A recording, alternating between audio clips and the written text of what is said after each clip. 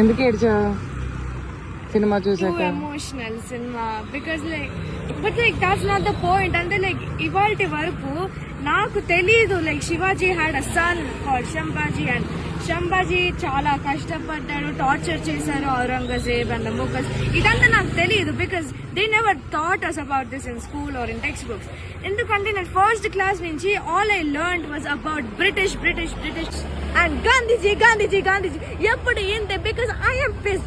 ఇప్పుడు ఇదంతా about are Hindu rulers. నేను ఇలాంటి సినిమాలు చూసి నేర్చుకోవాలా? నేను నేర్చుకున్నాను. I also respect the Indian revolution అలా, but that's not the point. నేను ఫస్ట్ క్లాస్ నేను నేర్చుకుంటుంది అదే అంటిల్ 7th క్లాస్. అండ్ ఈ ఇయర్ 9th క్లాస్ మాకు ఏం నేర్పించారో తెలుసా?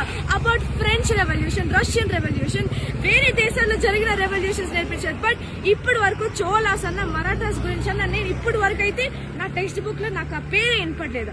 అక్కడక్కడ అలాగే బ్రిటిషర్స్ వచ్చినప్పుడు చోళ కింగ్డమ్ టేక్ ఓవర్ చేశారు, మరాఠా కింగ్డమ్ టేక్ ఓవర్ చేశారు అని మాత్రమే నాకు నేర్చుకోవాలని ఉంది. This is our Indian history, it is our culture. They were Hindus.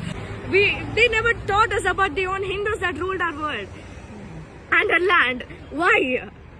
Why haven't I not learned about Cholas and Marathas?